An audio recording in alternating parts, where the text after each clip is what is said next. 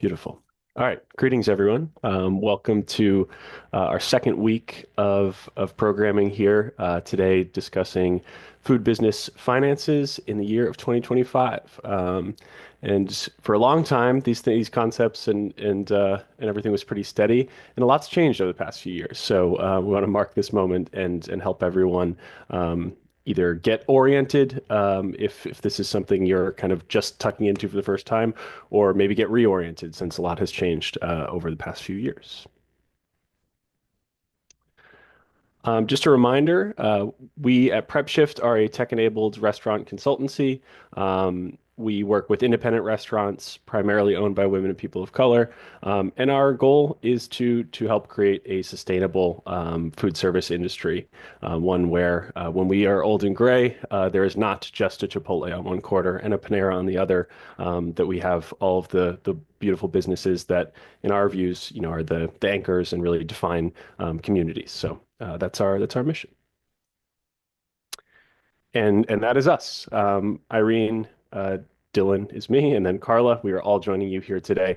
I'll be driving primarily, but Carla and Irene will be here to answer questions that might be more in their wheelhouse, and also to manage any discussion in the chat.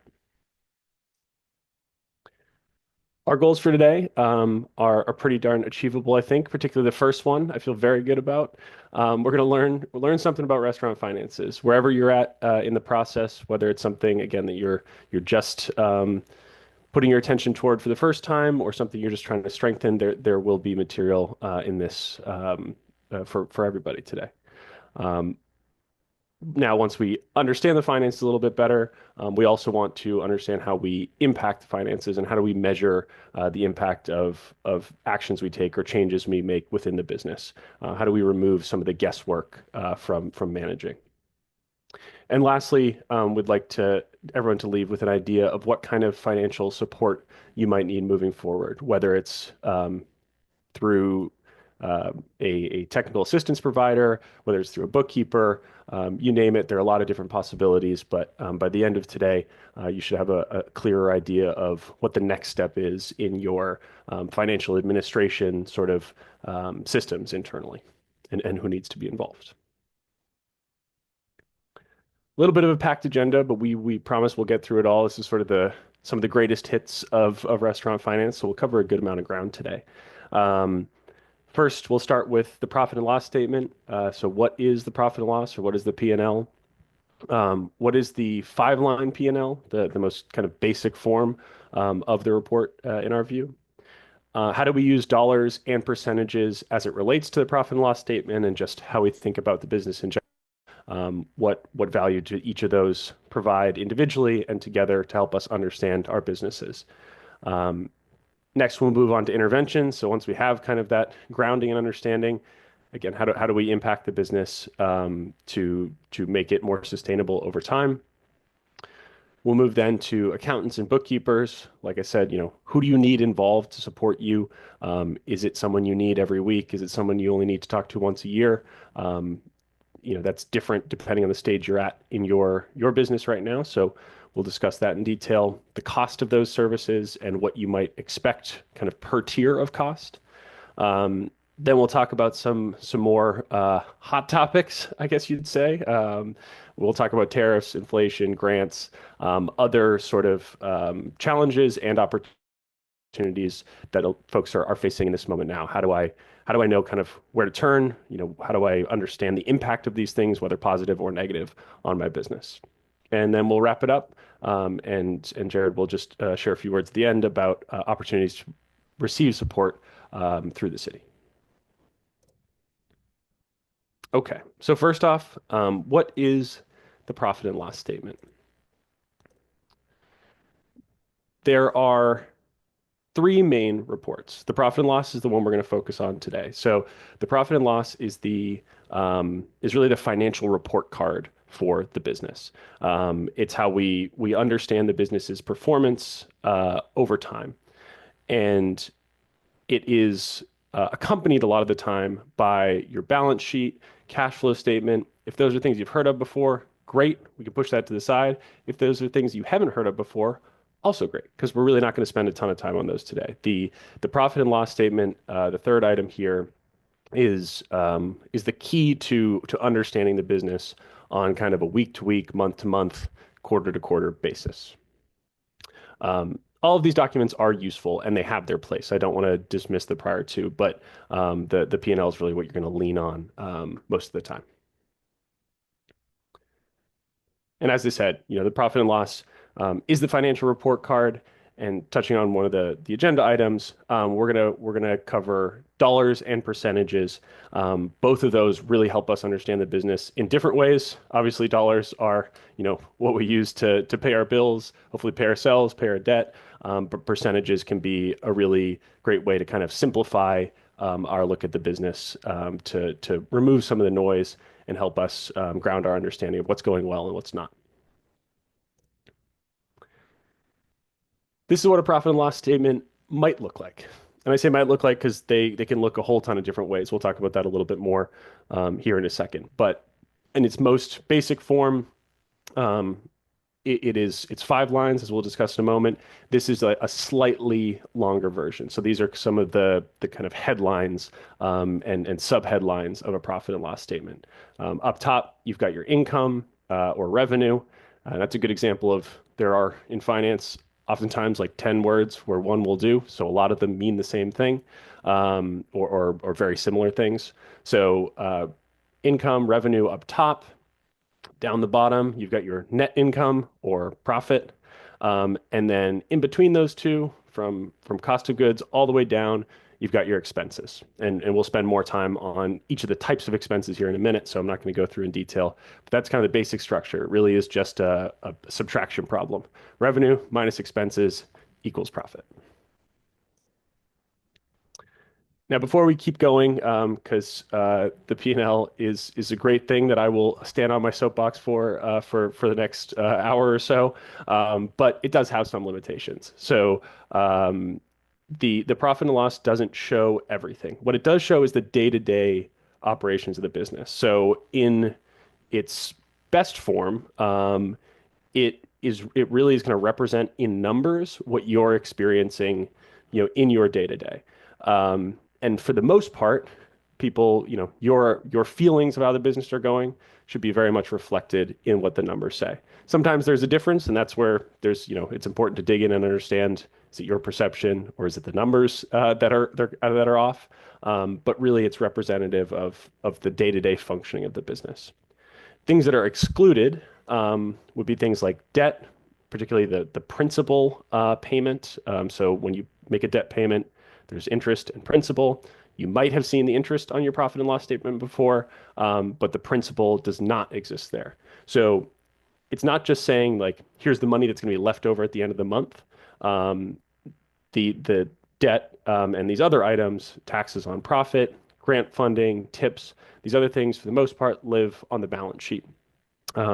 So the profit and loss, I guess the headline here is it doesn't show everything that's happening, but it shows kind of the what are the fundamentals of this business's performance? How do we turn ingredients into product, into sales? It shows really the detail of that workflow, less of the financy stuff, if we're going to be very general about it. And the second big caveat is that there are a lot of different looks and feels and purposes of a profit and loss statement. So creating one is equal parts art and science. Most folks, myself included, before you really spend a lot of time with this, you assume, it's all science. There are right and wrong answers. And there is some of that, but the profit and loss is malleable, depending on the purpose, whether it be for taxes or management purposes. Two profit and loss statements that are about the same business could look very different depending on why you're putting it together and how you're putting it together. And then that sort of gets to the second one, the quality of the artist or the quality of your bookkeeper in this case. There are different styles, I guess you could say, different methods of putting a profit and loss together. And so depending on the quality of the service, the kind of tier of service that you're receiving, they can also look very different.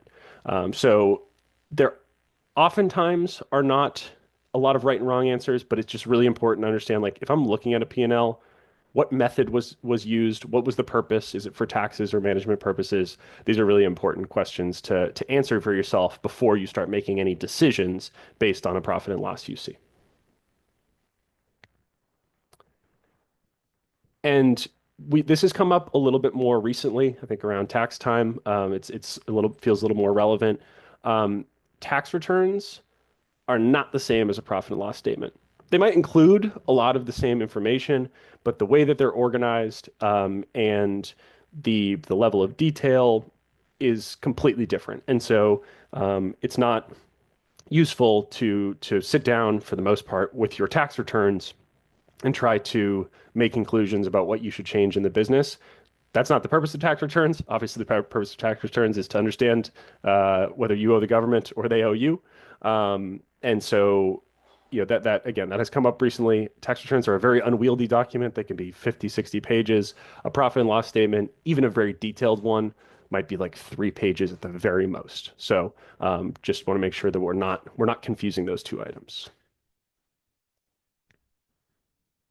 Okay. So profit and loss, as I said, it could be 3 pages. Probably for some huge companies, they're much longer. But for independent restaurants, for the most part, we're talking 1 to 3 pages. But amongst all that, however long it is, you can always look for the five main lines of the profit and loss statement. And things can get moved around a little bit depending on the style or the quality of your artist.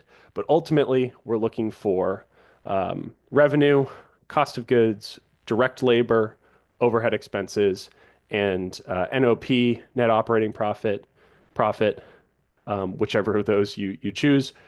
Those five lines can kind of ground you. So they all kind of can look different, but if you go through with a highlighter, as shown here in this example, and you just kind of check off where those lines are, it gets rid of a lot of the noise and helps you really understand, like, at 30,000 feet, what are we looking at here? Okay. And I just want to remind folks, if you have questions as we go through, please do to drop them in the chat. I will forge ahead until someone stops me, but happy to answer any questions that you might have, even if they're tangentially related. If you want to ask them, I might either punt till later in the presentation, or we wait for the Q&A, or I'll just do it right there. So no need to restrain yourselves. Okay, so we'll go into a little bit more detail on those five lines that I just talked about. So first up, we've got revenue, which seems like the simplest one. It probably is the simplest one, but not quite as straightforward as most folks expect. So simply, revenue is the sales made by the business. But there are a couple things that can be confusing here.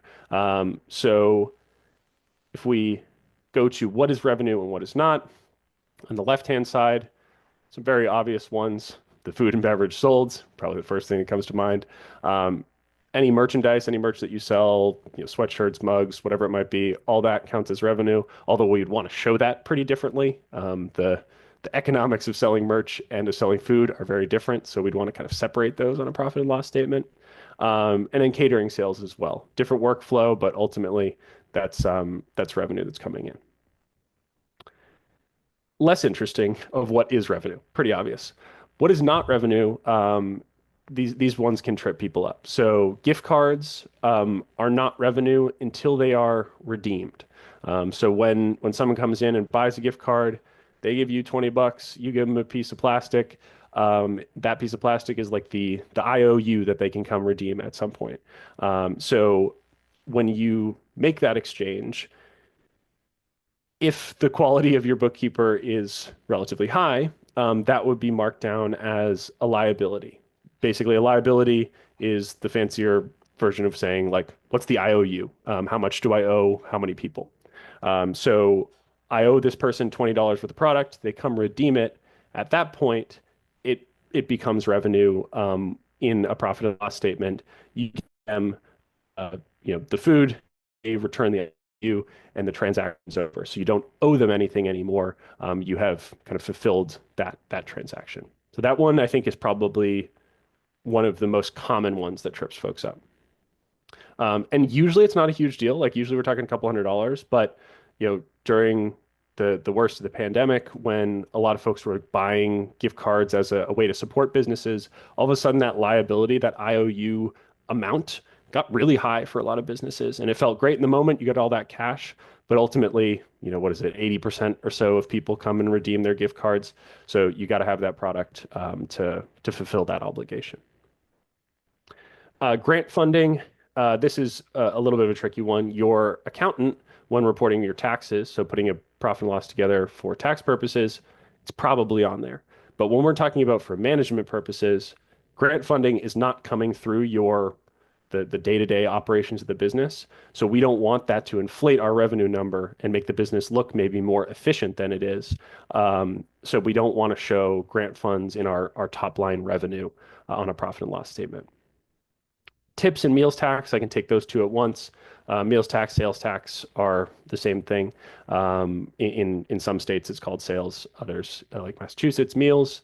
Both of these are money that you're collecting on behalf of other people and then ultimately passing along to those other people. So in the case of taxes, obviously employees. In the case of, excuse me, in case of tips, employees. In the case of meals tax, you're passing along to the state.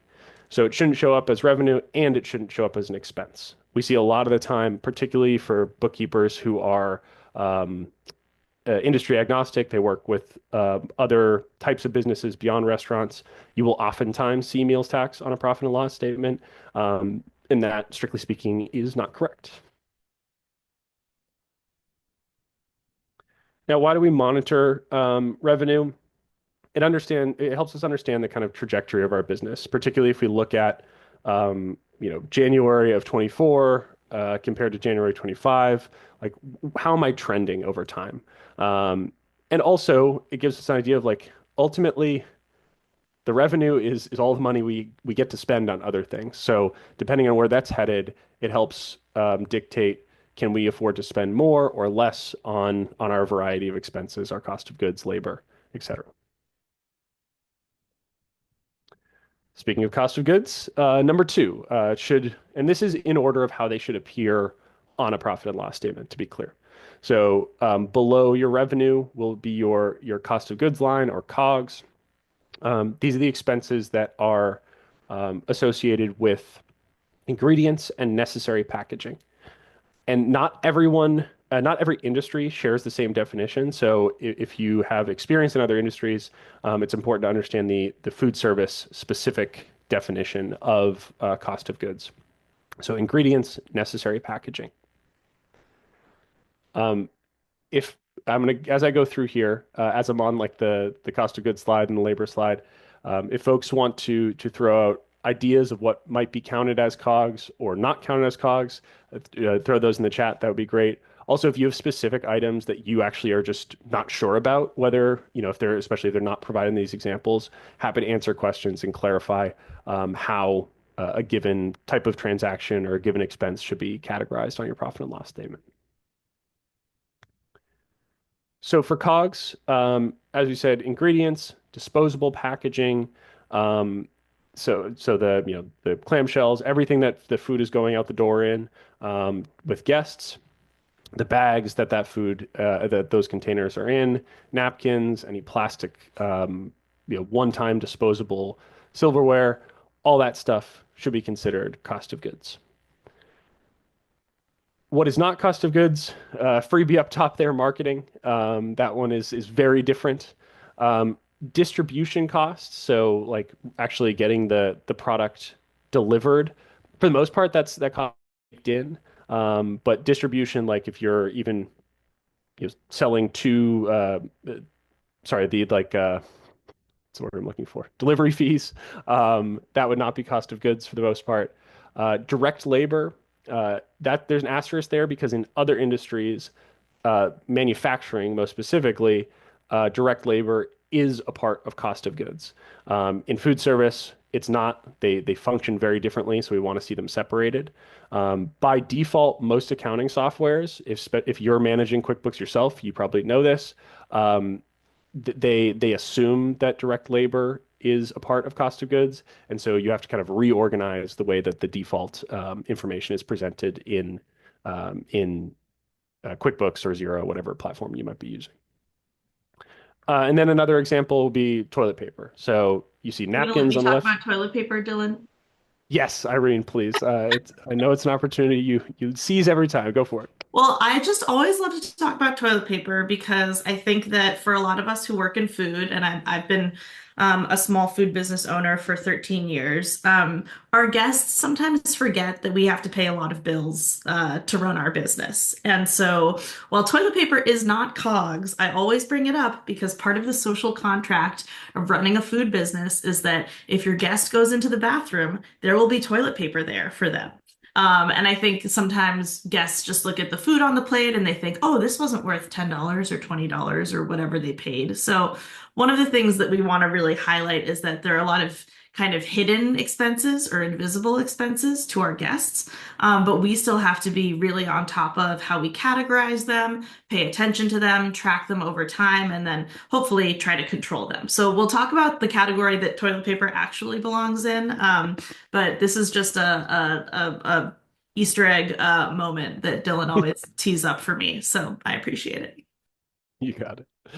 Um, so yeah, so paper products, you've got napkins on the left side, toilet paper on the right. Again, ingredients, necessary packaging. If the customer's walking out the door with it and you're not getting it back, odds are pretty high, unless they're lifting your toilet paper out of the bathroom. Odds are pretty high that it's COGS.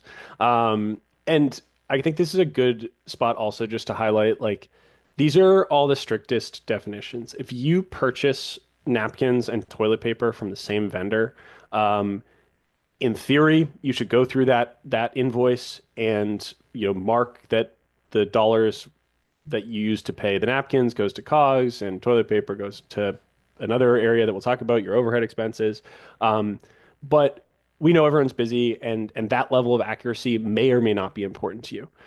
So just making sure that's like a conscious decision. Like I know that I'm going to kind of round up to the nearest COGS because it's mostly napkins and packaging and a little bit of other stuff.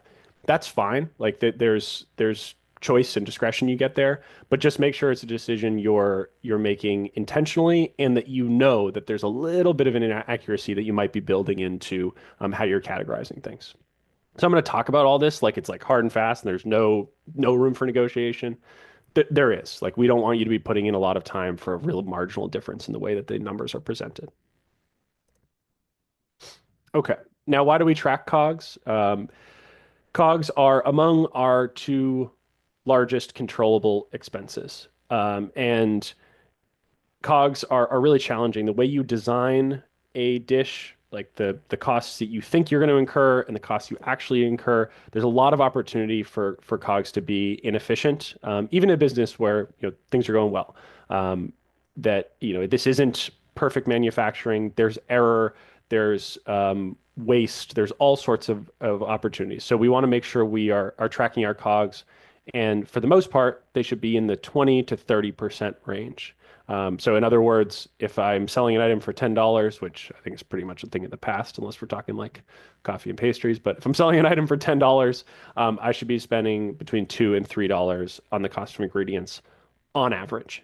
And we'll get to benchmarks a little bit later and how these things are a little bit more negotiable. But for most restaurants, being in that 20 to 30% range is really where you need to be in order for the business to have enough margin for labor, overheads, and ultimately some profit left over.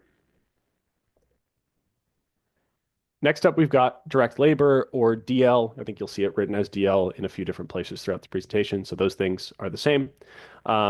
Direct labor is your expenses related to labor that is in the business versus on the business. So the distinction there is if you're helping with the day-to-day functioning, you're going to open before guests are there, you're prepping, you're cleaning, whatever it might be. Um, you're a part of service, you're cooking, you're interfacing with guests, you're bussing tables, you're breaking down, you're closing down at the end of the night. All that stuff is in the business versus on the business. For the most part, on the business time is just owners and managers. Sometimes we know owners and managers are the same people. But if you're doing something like attending this session today, if you were to pay your manager to be on this call or pay yourself to be on this call, that would not be direct labor. That is not associated with like the day-to-day functioning of the business. So direct labor, it doesn't say just labor for a reason. A lot of profit and loss statements, you'll see someone write just like payroll expense or labor expense. We want to draw the distinction between direct labor and other types of labor. Okay, so let's help make that a little bit clearer with some examples. So direct labor, employee wages, manager salary, so hourly versus salaried, both of those things can be direct labor. Contractors, if you've got people hands-on, there are some cases where contractor labor can be a part of direct labor. So those three like pay to people, obvious. Payroll taxes, whether it's the withholdings from the employee's pay that you're paying to the government on their behalf, or the taxes you incur to pay people, all of those costs would be considered a part of your direct labor costs. Workers' comp, health insurance, the simplest rule here that is imperfect, but will get you there, is to say that if it is associated with paying people and the amount increases the more people I employ and the amount decreases the fewer people I employ, odds are very high that it's a direct labor expense. So if you pay like for a payroll software, if there was like a base fee that didn't change no matter how many people you were paying, in theory, that wouldn't be like a direct labor expense because it's not a function of how many people you're employing or how much you're paying out in wages. Now, for not direct labor, I think for all these, like the not version is the much more important one. HR labor, that is not the day to day. CFO, if you have like a fractional CFO that you're hiring or consultants or something, they're not direct labor. Social media contractor, same thing. Um, we sometimes will just put like a couple of different types of other labor on the profit and loss statement. If you're a very small business, you could just do like a catch-all of admin labor to distinguish it from direct labor. A lot of different ways to get to the right answer, but ultimately you just want that line between the two to be very clear. And why is managing labor important? Probably don't need to say it, but it is for the vast majority of businesses the single largest expense. Your labor expenses are larger than anything, including your cost of goods.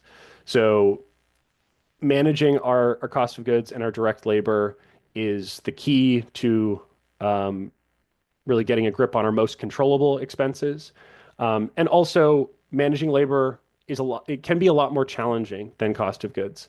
It's easy to order a half a case of tomatoes one week versus a case the next, or vice versa.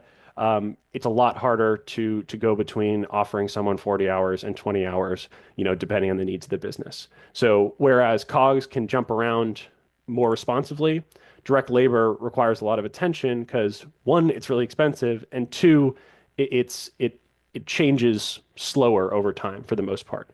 So it requires a lot of intention to make sure that your labor costs are in line with your revenue, that your per uh, you're generating the appropriate amount of revenue per labor hour that's going into the business. Okay, and then lastly, in terms of our big expense categories, we've got overhead expenses. Simplest way to put it is if it's not cost of goods and it's not direct labor, it's somewhere in overhead expenses. This is the everything else. So examples of big ones, as you see right here, are rent. But folks, I think in general, really underestimate overhead expenses. There can be a lot of leak in overhead expenses. These subscriptions, $20, $50 a month, those things add up and they just kind of keep going out the door. So understanding all of your overhead expenses, actually having maybe a list of everything that is an overhead expense for you, can be a helpful way to check yourself to make sure that there isn't as much leaking out the bottom of the bucket. So again, big ones, rent, all the way down to the bottom. Irene's toilet paper example, and then everything in between. I'm not going to necessarily list all these out. If you have any questions about these or expenses that aren't shown here, happy to answer those. One that I will highlight because it is a very nuanced one where there oftentimes is not a correct answer, is equipment repairs or just equipment in general. So if you've got a small piece of equipment, you're probably going to see that in overhead expenses. I'm talking like a new blender for a couple $100 maybe, or something maybe even smaller than that. On the not overhead side of things, we've got capital expenditures, which, as you can see, includes equipment. So basically, capital expenditures, these are really large charges, whether it be equipment like a new walk-in, we're talking 20, 30 grand, new furniture. These items, basically, they're on the balance sheet. These are things that you're um, using the value of over time. If you've heard the word depreciation before, basically, you've got a $30,000 fridge, and over time that fridge loses value. And the way that we represent that on the profit and loss statement is to say that you're basically using that value a little bit every month over the course of its useful life. So let's say that we've got let's keep the math simple, $10,000 fridge that's going to last for 100 months. Quick math, make sure I can do it off the top of my head. I think it's $100 a month that would appear on your profit and loss. You're kind of using $100 worth of that value every month. That's a simplified version of the explanation. I wanted that to be clear, but again, that's pretty much the difference between the concept. And the reason why that's important is that if you had a $30,000 piece of equipment appear in one month, it would look like the business did horribly that month. Like I'm presuming most people aren't generating $30,000 worth of profit. So it would show a really significant negative profit number. And then for all of the following months, while you're still benefiting from that fridge, the business would look like it was actually doing a little better than it was because you're not representing that you're using the value of that fridge over time. So both periods of time are sort of distorted. The one month looks horrible. The rest of the time looks a little bit more positive than it actually is. So that's why it's important to represent that we're using the value of that equipment over time. So it kind of smooths out those large expenses. Dylan, I had a Harriet, question. please. I know we were talking about third-party fees earlier. And, especially since the pandemic, a lot of businesses are doing a lot of revenue through like Uber Eats, Grubhub, DoorDash. Can you talk a little bit about those expenses and how they relate to this category? Yes. So for starters, we want to see third-party fees represented in our overhead expenses. And that is different for a lot of folks. That's not how most people approach it because when Uber Eats pays you out, they pay you out the amount that you sold minus expenses. They subtract it before they send it to you. So again, I'm an examples person. So you sold $100 worth of product through Uber Eats. They took $30 in fees. They send you $70. Rather than just putting $70 in revenue and calling it a day, we need you to put the most accurate way to represent this is to put $100 in revenue and then a $30 expense for the fees down below. And the reason why that is most important is because we're constantly comparing revenue to, in particular, our cost of goods and our direct labor. So the percentage will change drastically if you put that $100 in revenue versus $70. Like you did sell $100 worth of product. It just there was a finder's fee to do that. Think of it as a marketing expense. Basically, it's a very very high marketing expense for Uber Eats to attract those customers to you. So we can go into a little bit more detail on that. I think that can be a challenging one for a lot of folks. So if that explanation was not sufficient enough, I'm happy to go into it in more detail at the end. But that is a really important one because if you try to use benchmarks to think about your business and you're approaching it by putting the $70 in revenue and calling it a day, you shouldn't be comparing it to the benchmarks in that way because they rely on you putting $100 in revenue and $30 in expenses. Okay. A worthy detour. That's a really, really important one. Okay. So, um, managing our overhead expenses is is key and is challenging. So, overheads really don't change nearly as much as your cost of goods and your direct labor. Like you sign that lease and you're committed to paying that amount, whether you bring in $1 of revenue or a million, over a given period of time, you're committed to paying the same amount. And most overhead expenses either are completely fixed, they remain unchanged, or they don't change much, whether your revenue is increasing or decreasing significantly. And this can be a really good thing or a bad thing. Like if you have low overhead costs, you don't have to generate nearly as much revenue to like afford those overhead costs. And so, we see businesses that are profitable early in their existence.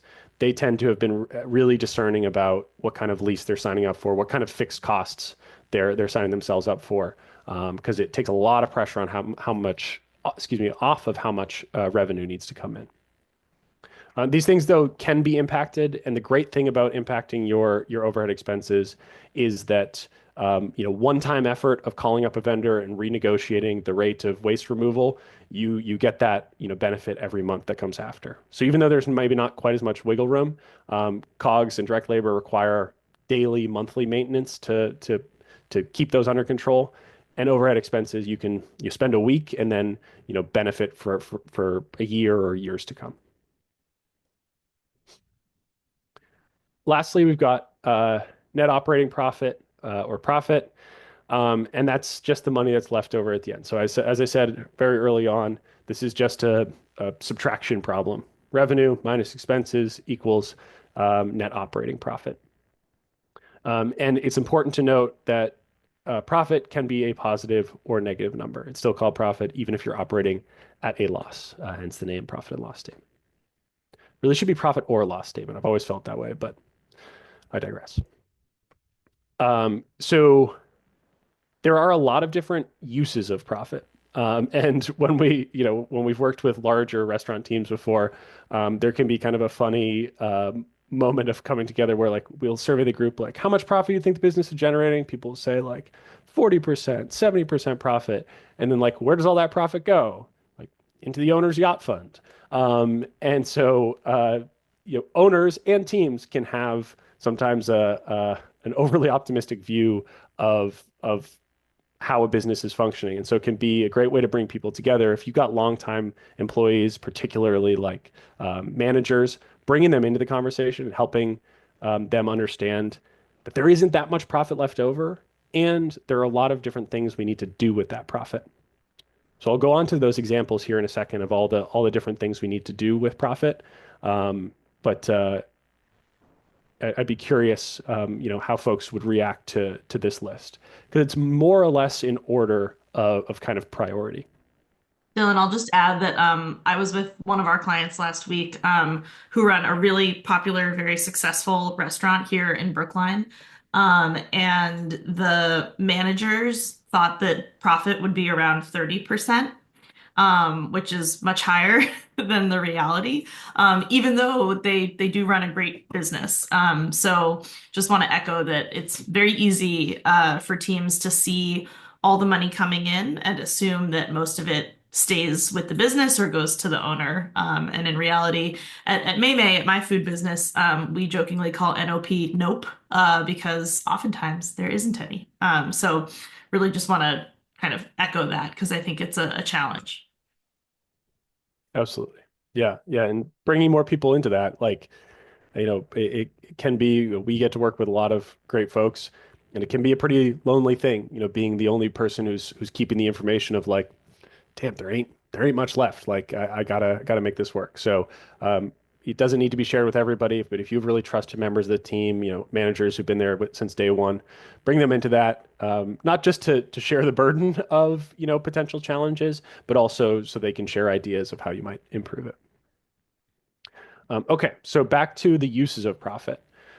So paying taxes, it's real tough to get in that hole. So you gotta, even though it's painful, priority one's got to be to fulfill that obligation because it's always going to come back to bite you eventually if you try to navigate around that one. Paying down debt is huge. We see a lot of businesses that kind of at their core are functioning really well, but they have such expensive debt that even though the core business kind of theoretically is viable, the debt payments are really hard to overcome. So in the busy season, which for a lot of places we're kind of entering now, if you're making hay, try to route some of that to debt. If you know that come next winter you're going to be squeezed again on debt payments, if you can every week, every day, even skim a little off and put it into a separate account where you pay out your debt, you will thank yourself come January next year.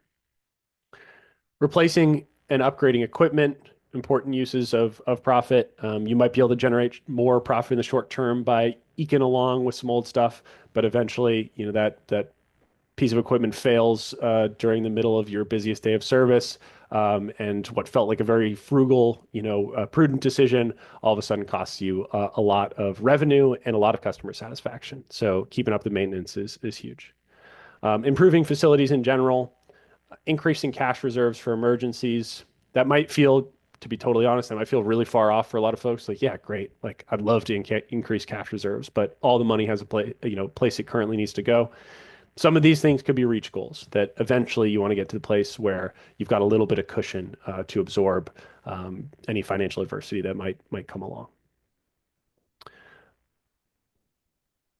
Growing the business. So, if you've got a lot of extra cash, maybe you're able to expand either into new locations or new revenue streams that might have some startup costs. And then lastly, payouts to owners, profit sharing to the team. Basically, at the end of the day, instead of it being yacht fund is number one, for most businesses, if you're operating this way, you're last in line. And so as we get into benchmarks here in a minute, our benchmark for profit is I think a little surprising to folks. And it needs to be as high as it is because profit has all these places it needs to go. And so, by the end, we want some left over for owners. You've taken a lot of risk in starting a business. You probably have gone undercompensated or uncompensated for a long period of time. Eventually, you need to have enough money to live your life and sustain yourself so the business can sustain as well. Okay. We're going to move on to dollars and percentages here in a second. Just want to pause for a moment to give folks an opportunity to send any questions related to what we just covered into the chat. So I'll give it about 30 seconds or so. Please send questions if you have them. If not, I'll just forge ahead. And we do also have a scheduled break here in a little bit to allow folks to refill coffee or use the restroom. So hang in there until we get to that point if you need to.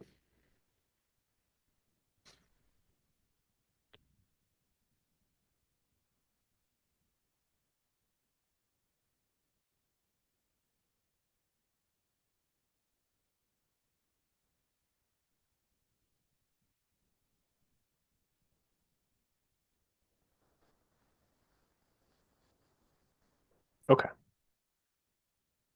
So dollars and percentages, we all know the dollars are important.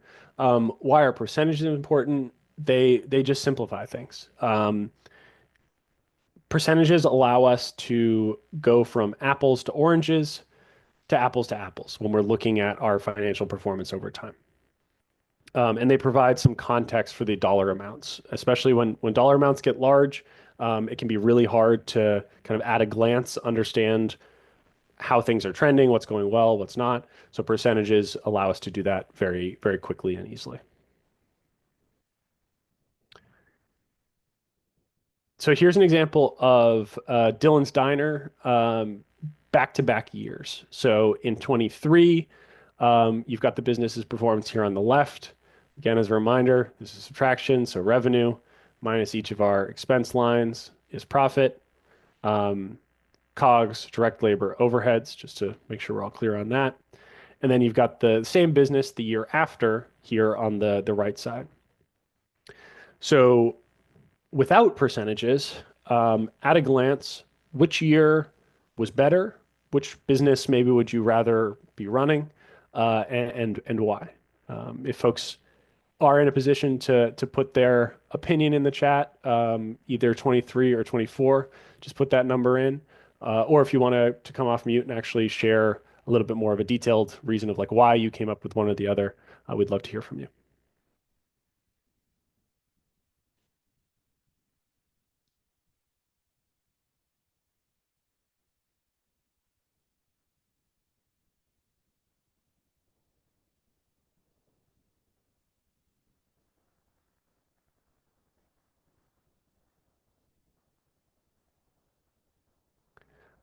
I will hopefully make it easier by saying there's not actually a right answer. I think you can make a pretty reasonable case for both of these.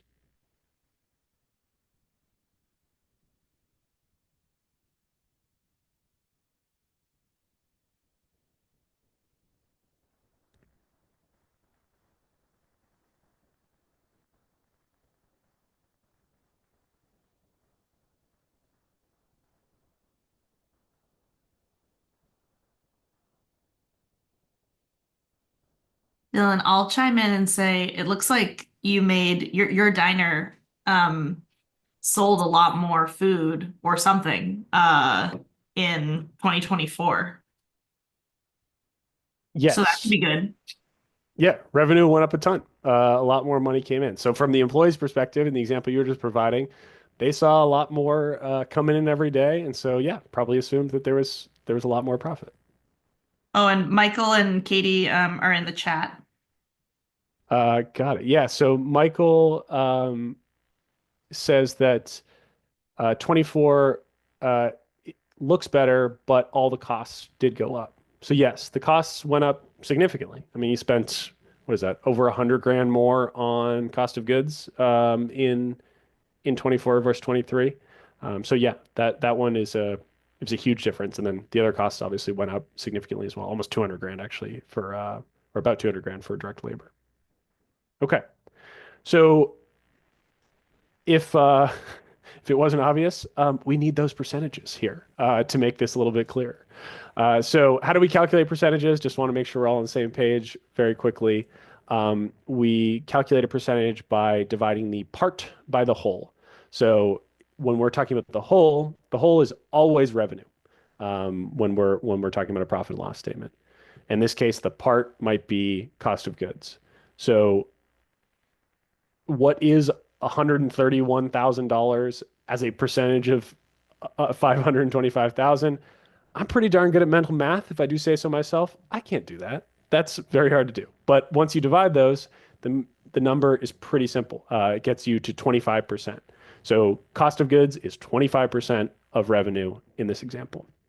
So now let's go over to our percent to excuse me Dylan's Diner back to back with the percentages filled in.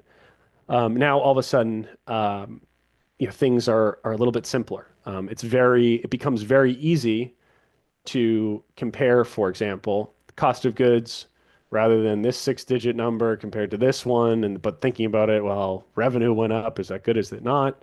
Um, we know that cost of goods went from 20.5% of revenue to 21.4.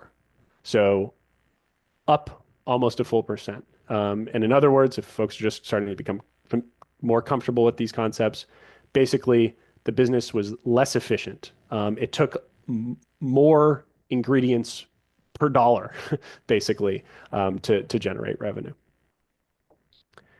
Now I'll go through this in kind of line by line. So yes, revenue went up a lot, but as a reminder, the whole is always revenue. So when you're dividing revenue by revenue, you get 100% in both cases. COGS in dollars and percentages went up. Direct labor in dollars and percentages went up about 0.7%. And then even overhead costs in dollars went up and went up a little bit in percentages. As we said, like overhead costs don't tend to change a ton year over year.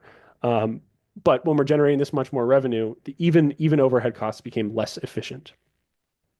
So what do we said? I think nothing changed by more than 1%. This is 0.9, 0.7, 0.3. But you add all that up, and all of a sudden the business went from being 8% profitable to 6.1% profitable. So you did all that extra work. You employed more people, and really like the way I think about it is the larger the business is, the more risk there is of just like there's more stuff going on, there are more cogs in this machine, there's more opportunity for stuff to go wrong. So you built a much bigger business that has more risk associated with it, and you only generated 3,500 bucks more. So the business got much less efficient. If you are scratching and clawing to pay down debt, then maybe that $3,500 is worth it, and you'd say, I'd rather run, the 2024 version of this business, even if it's less efficient. But the important thing is to say, we want our businesses to scale efficiently, actually to become more efficient over time. So even if we'd remain the same, even if we'd been at 8%, we would have expected to generate, a part-time, maybe between part and full-time employees worth of salary more. We would have generated about $135,000, $136,000 in profit, as opposed to this just over 100,000. So this is a great example of where little changes make a massive difference. This might be the difference between you paying yourself occasionally and you being able to pay yourself every week as the owner. And nobody, I'm gonna put this stake in the ground. No owner, no matter how experienced they are, can feel the difference between COGS going from 20.5 to 21.4%. It's just too subtle a change. There's no way someone can feel that. So the numbers are so critical to understand how the business has changed over time. If someone thinks they can, I'd love to see that magic trick, but so far, nobody can. Okay. Um, Hopefully it's been emphasized enough, but basically dollars and percentages both tell us really important things about how a business is performing. Each of them is critical and we need them both to see the full picture. Each one individually I think of as kind of it's two-dimensional and we need to put them together to see the business in the three dimensions that it is. Okay, so we've talked about our profit and loss statement. We've talked about the ways to understand it through dollars and percentages. Now we'll move on to interventions. How do we impact the profit and loss statement? Or really impact the business and see the results in the profit and loss statement is really what I ought to say. So we want to understand industry benchmarks in order to think about the best ways to impact a business. And our benchmarks are for each category. They are guidelines. I want to say that up front. Every business, food service business is unique. There's a million different types. And so to say that there's one perfect benchmark everyone needs to follow is not true. But regardless of concept, I think more businesses are more similar than most people assume. So as a starting place for benchmarks, this is what we go with. So the whole pie here is revenue. This is 100% of revenue if we're going to keep going with the percentages. And as it says, underlined, bold, colored, if you take nothing else from today, please leave with this, that our goal is for cost of goods and direct labor for the sum of these two numbers to be 60%. So in this example, and probably the most typical example for a market like Cambridge or Boston, basically higher cost of labor markets, the most typical way people get to 60% is 25% cost of goods and 35% direct labor, give or take a few percent. But more important than either of these two percentages individually is once again the 60% that they add up to. So could you get there 20/40? Could you get there 30/30? Sure. This is the most typical way and to get to that 60%. Overhead costs being 30% is our benchmark, which leaves 10% profit. And it's important to note 10% profit is, depending on the year, 2 to 5 times the national average. Most years it's like somewhere between 2 and 5%. So 10% is a lot more than the average. Benchmark and average, not the same thing. But for you to satisfy all those lines, think about the slide there for uses of profit. I think we got 7 items on that slide. You need enough left over to make sure that there's money to pay your taxes and your debt, to invest in the future of the business and to invest in yourself to make sure it works for everybody. And I don't know if I've emphasized this enough, so I will just highlight here that COGS and direct labor combined, we call our prime costs or primes. And that is one that you will see pretty commonly. Some of this stuff you know, is very specific, but you will see like other your bookkeeper might even use the term prime costs, I guess is what I'm trying to say. Okay. So in terms of interventions, we'll boil it down to the two highest level ways, increasing revenue, decreasing expenses. And I say that sort of flippantly, but like when we work with folks and things are stressful and things aren't working, it it feels like there's maybe a million things you could do. But if you just start with the very simple question of, I'm at this fork in the road, am I going to try to increase expenses? Excuse me, increase expenses. Am I going to try to increase revenue or decrease expenses? All of a sudden, you've eliminated, you pick which one, and you've eliminated a whole ton of other options. So it's an important starting place to make sure you're actually asking yourself that question. So I will pose this one to the group. How might a business increase revenue? Maybe you've even done this, this year, or you plan on doing it. What is your plan for increasing revenue? How does that work in your case? If anybody has any examples of things that have gone really well or other ones that haven't, um, please throw those examples in the chat.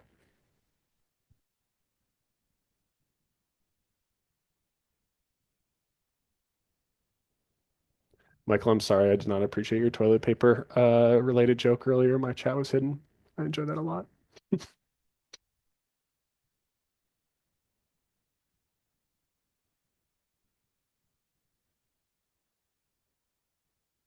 This one certainly is not a trick question. There are probably more ways to increase revenue than you're thinking of immediately, but there are a ton of ways to do it.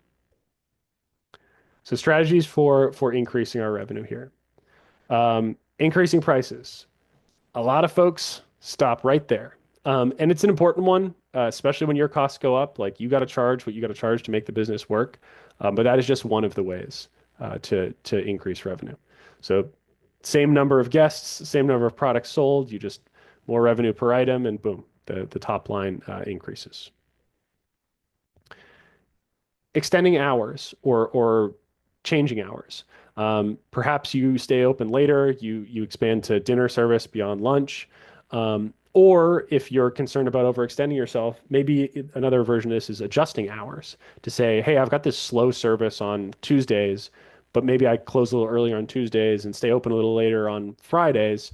My total hours are the same, but I've reorganized them to actually maximize my revenue. Upselling customers, alcohol is an easy one. Beverage, that selling that second drink. I'm sure some big restaurant folks have written books about the second drink. Like that's a great way to do it, and coaching your staff on how to time that second drink and how to make sure that they're making it easy for people to make that decision. That's a great way to upsell. But sides, add-ons, the way you organize your menu to facilitate add-ons and extras is also a great way to do it. So the people can help upsell, but also the way you organize information and present it to customers can help upsell. Promoting to gain new customers, we're talking marketing. This is a really tough one that it can be really hard to quantify the results of marketing, and it can be really expensive. So if you are going to hire someone to do marketing, put it to them of like, how are we going to prove that this is working and making a difference? It's a great way to increase revenue as long as you can actually measure the results and understand that the marketing dollars are turning into new customers. Dylan, Mhm. Michael and Katie also added a couple notes in the chat, including a tap takeover with a local brewer, which I think is a great example of like a collaboration to gain new customers. I love that. Yeah. Yeah, that's a version of promoting that I didn't just highlight. Like it doesn't just have to be marketing. It could be kind of cross promotion with other brands in the area. Yeah. And on this next one, as far as developing new products, they also mentioned monthly specials that can be based on weather or holidays. So that's another kind of way to structure product development. Love it. Yeah, new products like can just help you get in people's heads of like, they just haven't thought to go to you. It's not that they don't want to. So new products, even if they don't come in and buy the new product, it could be a reason to get in front of them, just to remind them, hey, we're here. Come in when you have a chance. Okay, developing new revenue streams. Honestly, this one probably should be way higher up the list. So one of the other lists was in order of priority. This isn't. This is equal opportunity.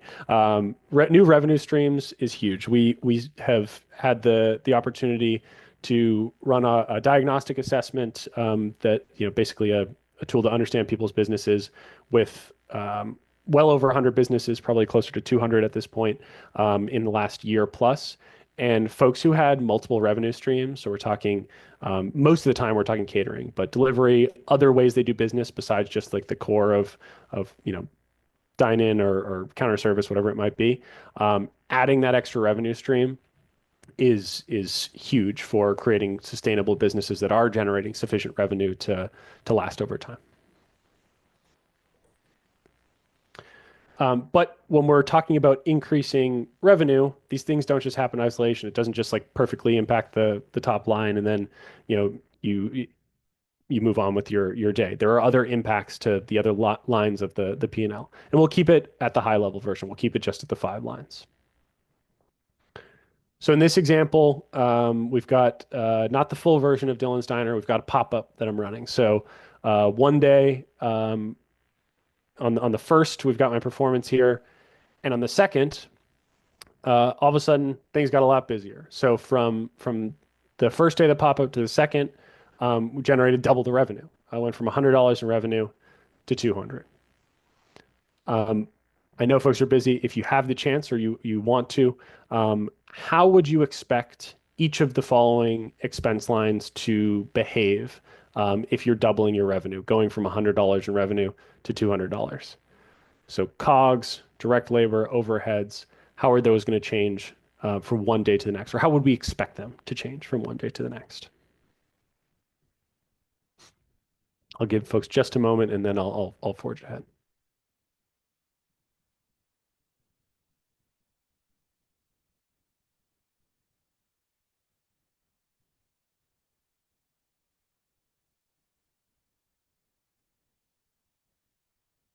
All right. So for the reveal, we're expecting the business when it comes to COGS to remain similarly efficient. So we've got here from Michael saying that he would expect everything to increase. Thank you, Michael, for helping with this example. When we say increase, it's a great time to say my response would be like, well, wait a minute. Are we talking increase in dollars, increase in percentages, increase in both? And I would encourage you internally with your teams to make sure that you're being careful about what we're talking about. Are we talking about dollars and percentages? Because they don't always behave the same way, which we'll see right now. So for cost of goods, if we remained similarly efficient, it took $25 worth of cost of goods to generate $100 worth of revenue one day. It means then that it would take $50 worth of cost of goods to generate $200 of revenue. So in dollars, cost of goods went up. In percentages, they remain the exact same, 25% of revenue. For direct labor, we would expect direct labor to increase in dollars and decrease as a percentage of revenue. So for the most part, labor becomes more efficient, the more revenue you generate. So it doesn't quite double, but maybe I needed to bring on a prep person for the day, or there could be a variety of different reasons. But basically, it took me more labor. Maybe I needed someone working the register while I was working the grill. So $65 of direct labor up in dollars, decrease in percentage. The decrease in percentage is why I'm saying it became more efficient.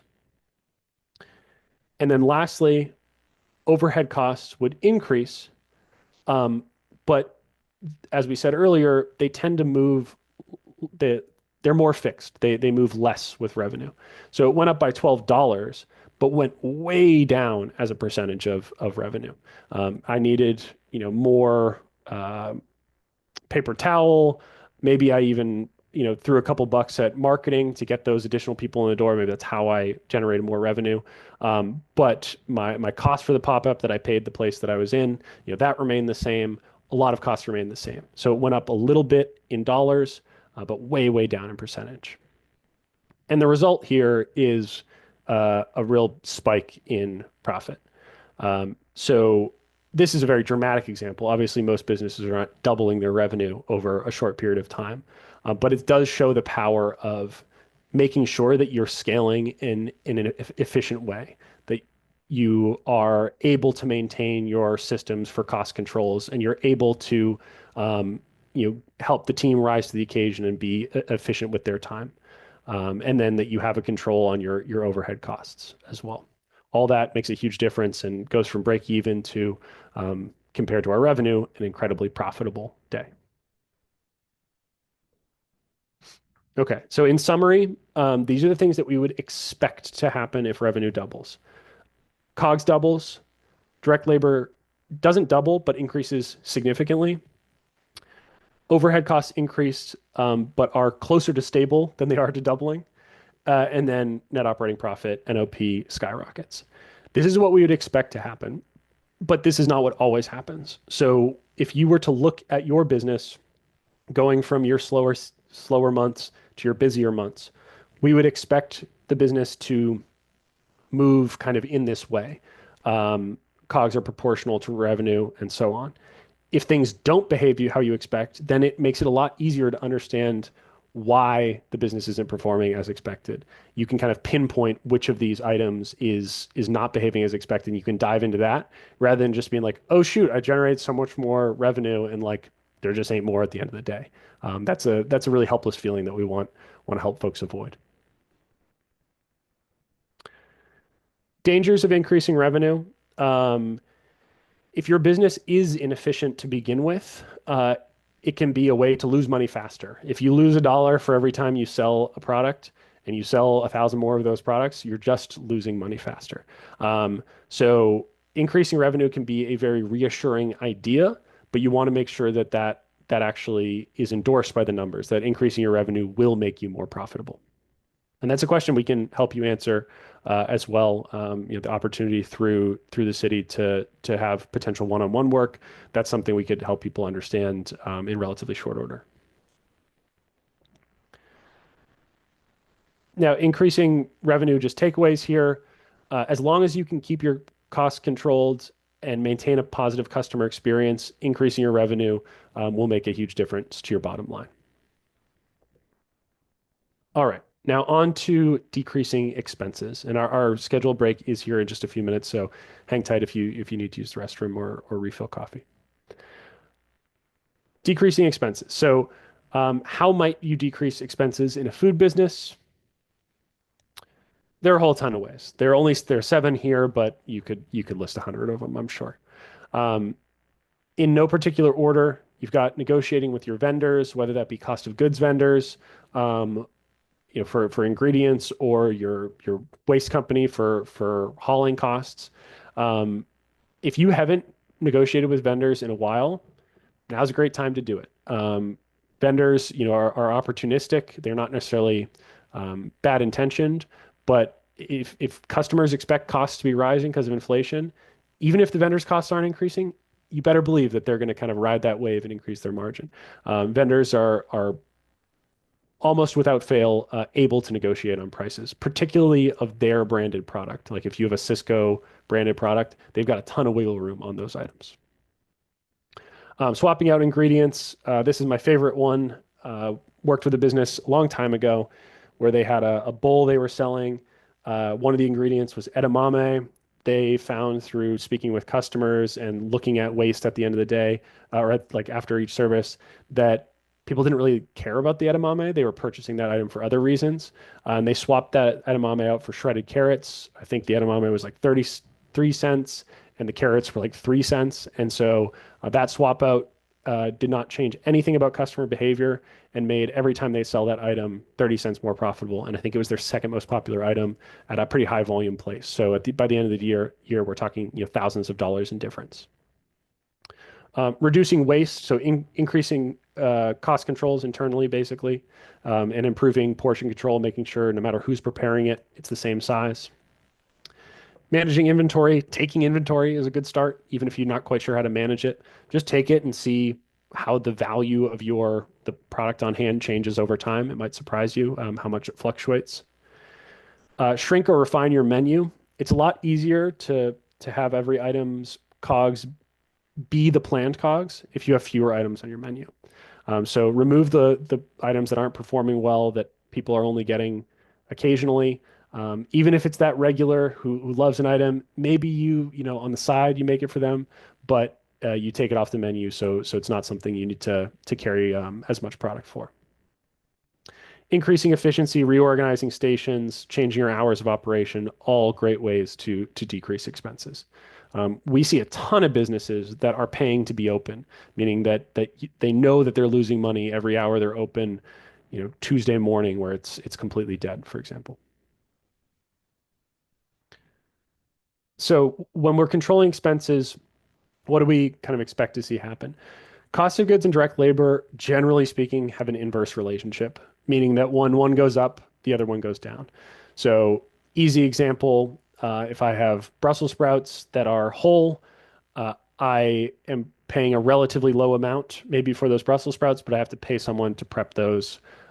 Whereas I might just go to my vendor, pay a little bit more in cost of goods for pre-prepped Brussels sprouts that are, halved and trimmed. But in that case, I don't need to pay for someone to prep that product. So you can really easily evaluate how much, that trade-off, I guess, for individual items. And if your cost of goods and direct labor are not moving inversely to one another, that's a red flag to look deeper and understand why that might be happening. And then overhead expenses, as I said earlier, like those savings go straight to the bottom line. If you call up your vendor and you renegotiate, then that $100 savings a month is just happening. You don't have to manage that on an ongoing basis. So those are great one-time efforts for ongoing savings. All right. And then for controlling expenses here, we don't need to do a reveal because we'll just say like, okay, if you bring COGS from 70%, primes from 70% down to 60% to be more in line with our benchmarks, you're shaving $5 off COGS and $5 off direct labor to be more in line. We might leave our overhead costs exactly the same, and all of a sudden we're generating 10% profit. Businesses of all kinds at all stages of development have inefficiencies. So going from $30 or 30% COGS to 25% COGS, people can do this without changing the guest experience. This is about like the internal systems of renegotiating with vendors, of controlling portions, eliminating waste on the production end. So we're not just saying like, shrinkflation is a term you've probably heard. Like we're not just saying make the portion smaller, go from 5 ounces of protein to 4 or whatever it might be. We're saying evaluate the systems to make sure that you're getting the product from the delivery to the customer's plate in the most efficient way possible with the least waste. The long-awaited promised 3-minute break. We've got 10:15 right now. I'll be back in this chair at 10:18. I'm going to go refill my tea and invite you to do the same. We will get started promptly at 10:18, so please be back in just a moment.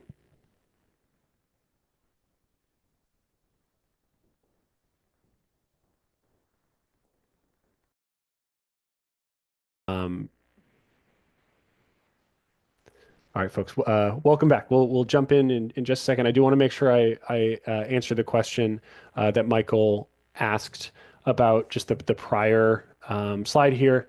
Yes, we're talking about in this example, a 1-day pop-up. Really, it's just so we can keep the dollars low, that it's easier to do the mental math for folks to compare it. But yes, like this isn't supposed to be representative of a month or a year of a business. This is a fictional 1-day pop-up. So yeah, that's why good spot. I mean, it is kind of confusing. Like, wait a minute, a restaurant with $100 of revenue, that might be an hour of service or 5 minutes of service for a lot of folks. So that was just for example purposes. Okay. I've got 10:18. That means it's been about 3 minutes, and we will forge ahead here. So we're going to talk a little bit about accountants and bookkeepers. Um, we've discussed the financial statements. We've discussed how you might use them, how you might change your business to impact them.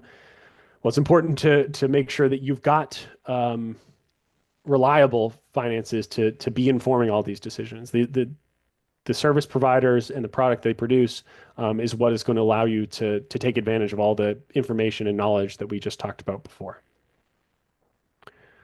So we'll start with what is the difference between an accountant and a bookkeeper. Um, I will say that some folks, their accounting firm is doing their bookkeeping, so this can be like a pretty squishy one that actually gets confusing fast. Um, but I'm curious if folks feel like they have a really strong understanding of what these two separate service providers might do. What does your accountant do for you, and what does your bookkeeper do for you? And how often might you actually speak with each of these folks?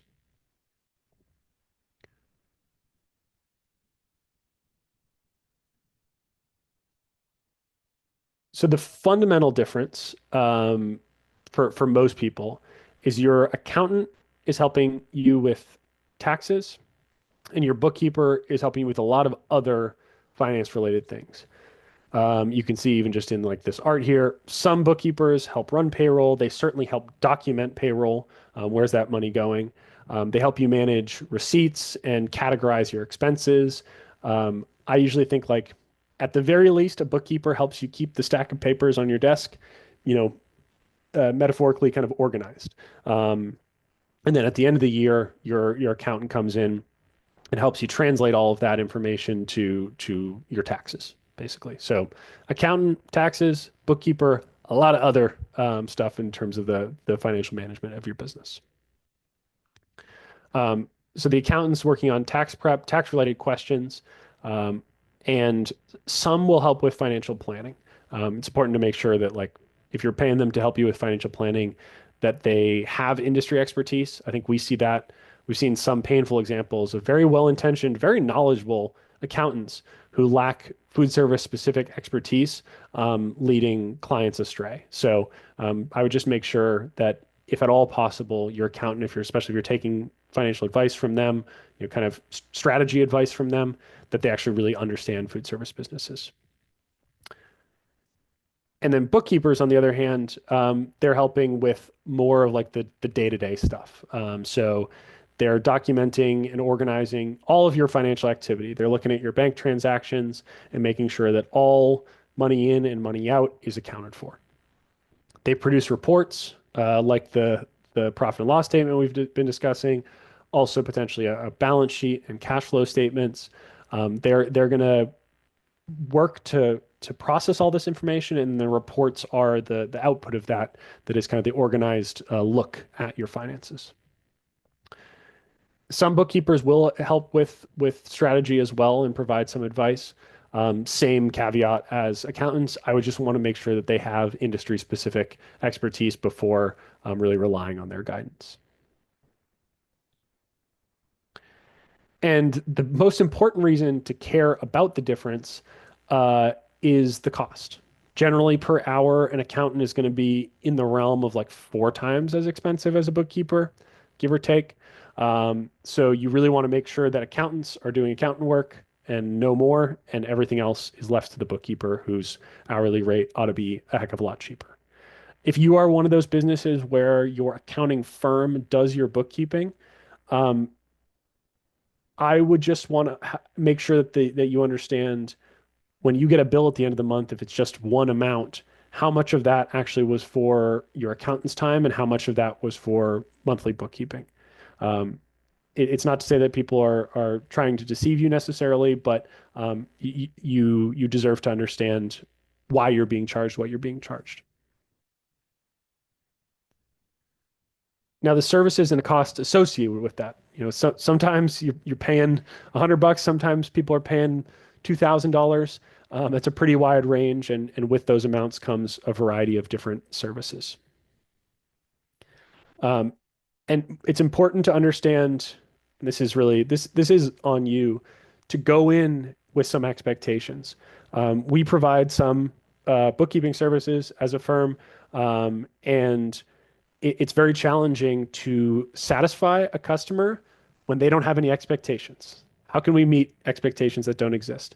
So it's really on you to set an engagement and a relationship up for success to come with expectations to the table so that you can um, understand whether your financial service providers are doing their job, and if not, it helps you understand that you might need to move on from them.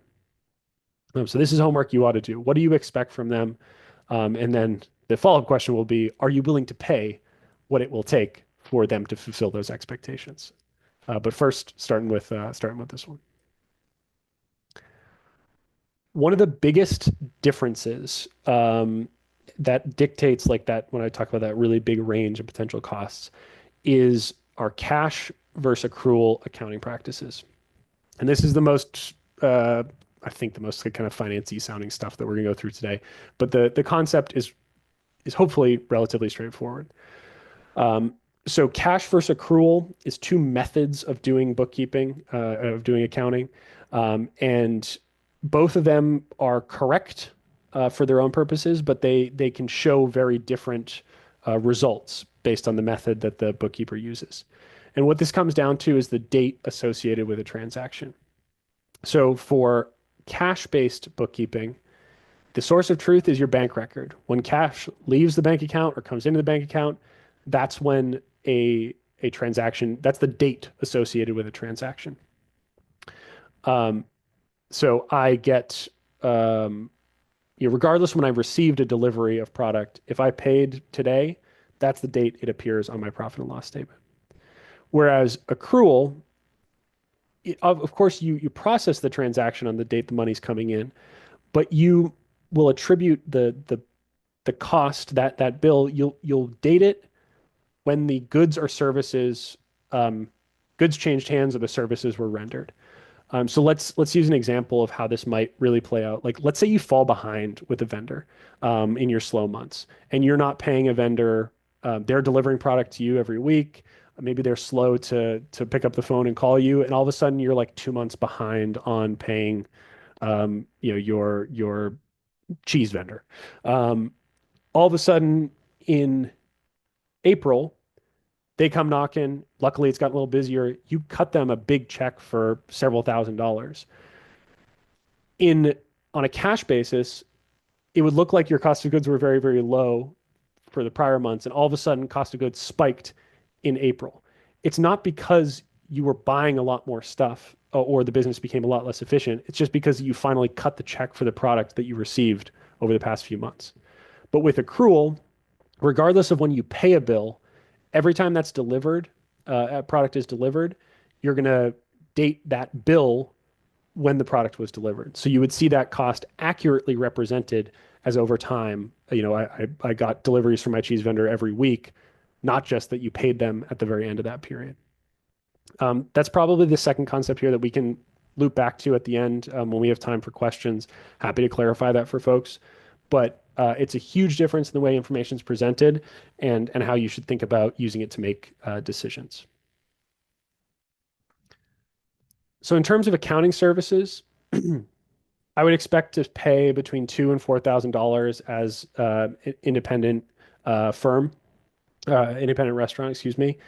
If you're paying a lot less, I would just want to make sure that the quality is decent. If you're paying a lot more, you're probably getting a raw deal, unless you have just an incredibly complicated business with a ton of investors and multiple arms to it. But for the most part, I would expect to spend between 2,000 and 4,000 on my annual accounting fees. I guess the other caveat is if you're pinging your accountant with questions all the time, that amount might be higher, but we're talking about just tax prep in this case. Bookkeepers, though, are a little bit more complicated. We can't just throw like a really kind of simple range at you and call it a day. So we've divided for the purpose of today bookkeeping costs up into good, better, best. This is another case where there's not necessarily right and wrong, but understanding the limitations and the benefits of each of these is important. So for level one bookkeeping, we'll call it the good tier. realistically, you're getting very little here. They're logging transactions, but they're providing little to no insight into the health of the business. So this is the person who, the metaphor of like keeping the papers organized on the desk and waiting for your accountant to come along to hand it off to them at the end of the year. Like that's kind of what this person is doing. And while it's not particularly helpful to inform management decisions, it can be a good starting place for early stage businesses where cash is really tight and you haven't necessarily been able to prioritize these services yet. So I wouldn't expect a lot from these folks, and I wouldn't expect to pay them a lot. We'll get to the costs here in just a moment. We'll call it better level two. They are doing the same things of logging and organizing transactions. They're probably doing it a little bit more promptly than your tier one bookkeepers or level one bookkeepers. They're producing some useful insights. So they've got reports. The reports might be kind of delayed. Maybe you're getting them 2, 3 months after the fact, but they are producing reports with some level of accuracy. They might even offer to produce some custom reports, file your meals tax, some kind of bells and whistles add-ons that aren't necessarily impacting the kind of foundation of your financial management, but they're nice to have. So they'll throw in a couple of little things like that to make your life easier. And this level of service is good for most established independent restaurants. It's certainly the most typical, I think, for most independent restaurants. Most folks are operating at level one and two because level three is more expensive. And if you haven't set those expectations yet of what do I expect to get out of a higher level bookkeeper, then no one would blame you for stopping at this level. Pardon me. Okay. And then level three bookkeepers, the best tier here. Once again, logging everything. They're doing it with a high degree of accuracy. They're communicating with you more thoroughly about it. You're getting highly detailed reports and insights about the health of the business in a pretty prompt manner. You're getting it within a month, perhaps even within a couple weeks of a given period of time. They're proactively helping you proactively finding ways to help you improve the business and save money. So even if they're not giving you financial advisory services or fractional CFO services, just through the course of your interactions with them, I would expect to be receiving some insights that you might either not have noticed, made on your own, or you just haven't had the time to look at things yet. And this level of service is best for businesses who are in a growth mode. And it's very hard to know when to level up. I think most folks probably do it too late, in our opinion, where your kind of growth has outpaced your level of accuracy and organization with your finances. So it's worth investing in if your plan is to grow beyond kind of where you're at right now. And as a simplified view of this, we've got the service tiers, the kind of basic attributes of them, and the costs associated with them. So for our good tier, we're looking at cash basis. So as I said before, cash and accrual are both correct. Cash is just a lot less useful for management purposes, particularly at shorter time intervals. There can be a lot more kind of noise in the numbers. So you might be able to look at cash books on a monthly basis, a quarterly basis or an annual basis. But looking at them every month, there's a lot of noise and it's very hard to use those to make management decisions that are precise. Maybe a lower level of accuracy. You're probably not customizing your chart of accounts. It's probably going to look a lot like the default of QuickBooks. So you're not going to be able to see your business represented in the numbers as vividly as you might with other tiers. And the cost here with bookkeeping, you really tend to get what you pay for. So we're talking like 250 to 600 a month. This also might be the tier that you need to graduate to if you're doing it currently yourself, or your uncle's doing it and you're paying them with free food.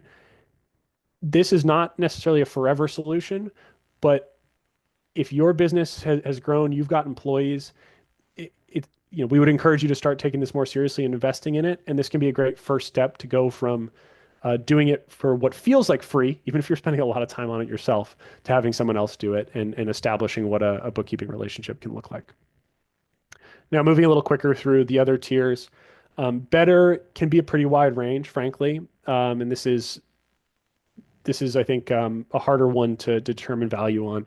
The most important thing is to understand if you're paying cash, you better be on the low, excuse me, if they're putting the books together on a cash basis, you better be on the low end of this cost range. If they're doing accrual, I would expect to be on the higher end of this cost range. Accuracy should be higher. You know, they should be responsive to changes you're asking them to make. And I need Walmart should always be cost of goods, and you have it in office supplies. Like they should be pretty responsive to that sort of feedback. Maybe not perfect, but better. Customization, the profit and loss statement should look a little bit more like how you think about your business. And then, as I said before, pretty wide range on cost, but cash is the low end, accrual would be the high end. And then lastly, best tier, it's got to be accrual. If you're paying 950 plus, it really needs to be. The degree of accuracy is high. The customization is high. You've got accounts that tell the exact story of your business, not the one next door, not the one down the street. You know, it's Dylan's Diner, and I can see it kind of represented in every line in the way I think about the business. So if you're going from not paying or you're going from paying 150 bucks a month to somebody, it can be really hard to make these leaps, but clear, accurate, prompt financial information is so essential to scale efficiently. If you don't have this and you're operating on guesswork and intuition, it can get you a long way, but there is just no way you can scale as efficiently and as precisely just based on feel. A combination of feel and numbers is key. The last note here on cost, I just want to point out that these are monthly costs. If you're kind of a triage situation where in the past maybe it wasn't taken that seriously, there could be some real significant setup costs. And I would work with your provider to say, look, I can't afford $4,000 to clean everything up. Can we just increase my monthly cost? You know, making a negotiation. Providers, especially if they're food service specific, they know that cash is tight and they want to make it work with you. But yeah, there can be a significant cleanup and setup fees. Now, I'd be curious to hear from folks in the chat. You know, what tier do you think is right for you? What tier are you on now? And are you content with it? We'd be happy to provide some feedback if folks have questions or am I getting what a good value for what I'm paying? Throw out how much you're paying, and I might describe kind of what I would expect to receive from that. Happy to approach this however you'd like. I'll just give everyone a minute to consider putting a question or a comment in the chat.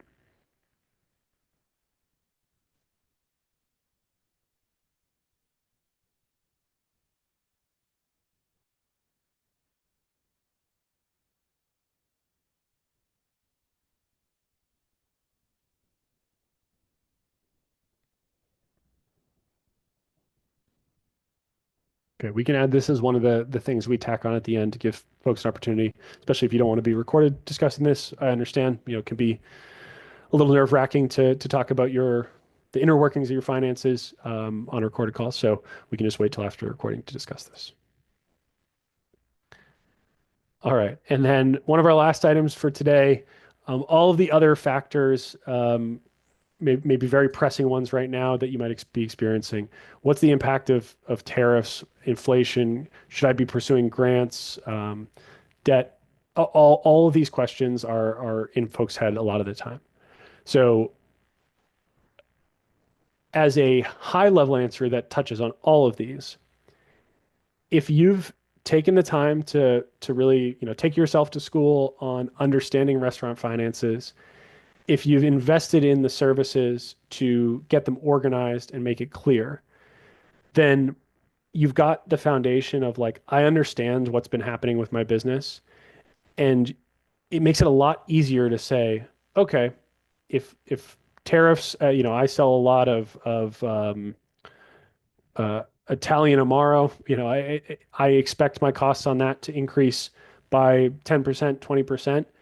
If your finances are organized well, it's very easy just to add 20% to the right line in your profit and loss statement and see what's going to happen to it. So the idea of tariffs, inflation, changing costs can be really scary, and we understand that.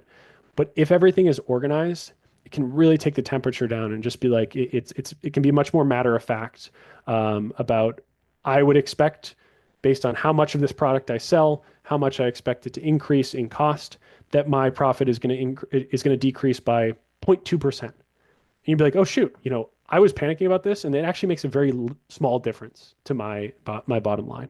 Or conversely, maybe it's going to make a huge difference, and you need to take action.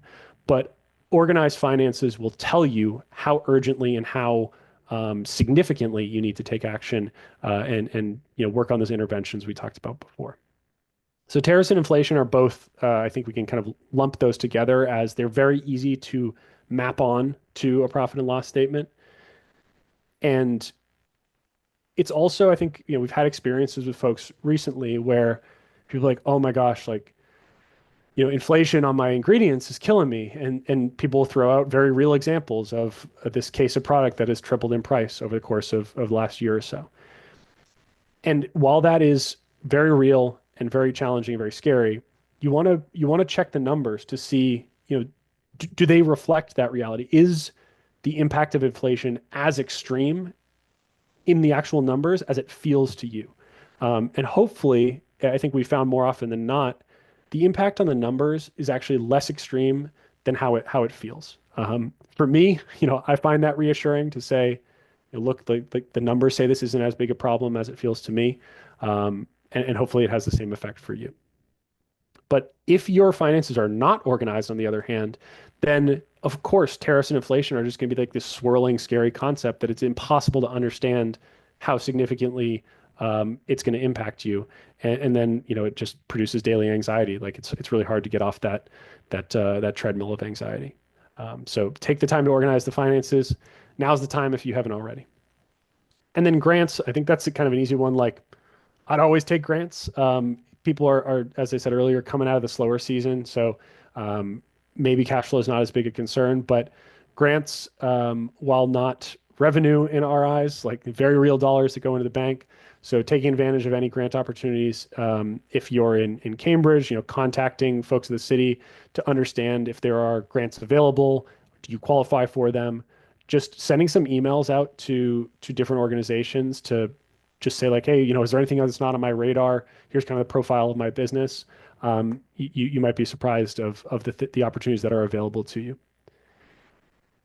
And then I think the last one on this list that is the one that makes me the most nervous, to be totally honest, is debt and refinancing.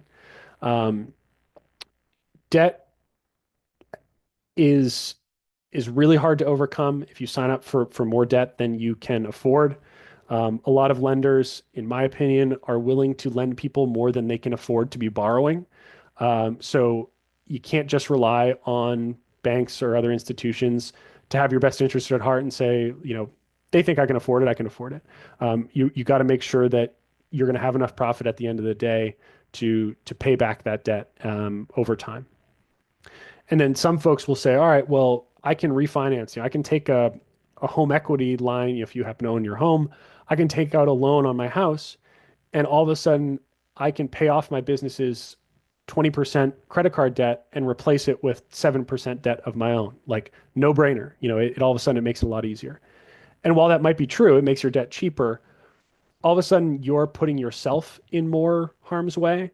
And the total amount of debt that you owe is still the same. So like refinancing or consolidating debt can be helpful as long as it doesn't allow you to play kind of the trick on yourself of being like, oh, that problem is solved. Like that's more triaging and crisis management than it is like actually solving the problem. So you still need to make sure that the business at its foundation is healthy enough to be paying your debt, whether the interest rate is 20% or 7% or somewhere in between. So happy to discuss any of one of these individually later, but my answer for a lot of this is just going to be like, if you don't have organized finances, you can't know and I can't know how this is really going to affect you. And if you do have organized finances, it's very, very easy to pull them up and point at the line that's going to be affected and understand exactly how it's going to trickle through your whole kind of system. All right, folks, we'll move on to wrap up here now. So conclusions from the day. It sound like a little bit of a broken record at this point, but Knowledge is power, and you can buy kind of that knowledge through financial services. Um, so take yourself to school, get the information you need to really take advantage of okay, I've got this newfound understanding of how my business might work. I need reliable information to use to make decisions. And then lastly, like there will always be a new challenge. Today it's tariffs. Um, Today maybe it's also inflation, but yesterday kind of it was inflation. Today it's tariffs. Tomorrow it's going to be something else.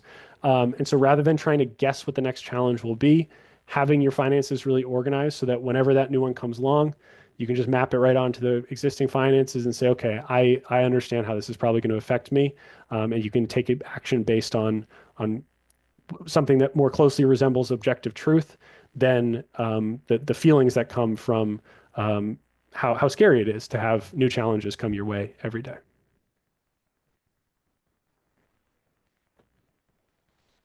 Next session will be a week from today, same time, 9 o'clock, same place, Zoom, and would be happy for folks who are on now to hear feedback on any of these questions, anything you learn, any lingering questions. There were several things I said we can talk about at the end if folks would feel more comfortable. And then knowing that people have places to go, I do just want to click ahead real quick here. We can return to those questions, but click ahead real quick to give Jared an opportunity to talk about the opportunities for support through the city. Dylan. Um, sorry, I lost my voice this weekend.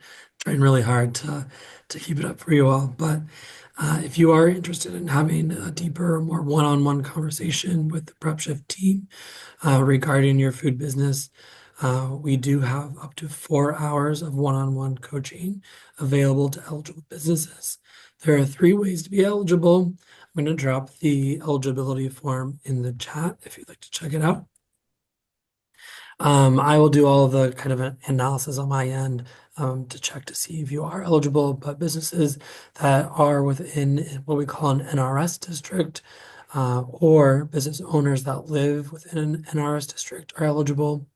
And then businesses within that are income eligible and also considered a micro business. And those are businesses with fewer than 5 full-time employees, including the owner. If you have questions about coaching, you can email me. My email there is on the screen, and I dropped the link for eligibility form in the chat if you'd like to take a look at that. With that, I'm going to stop the recording in case folks do have questions that they want to ask, and I'll keep this open for a little bit. But thank you so much to the Prep Shift team.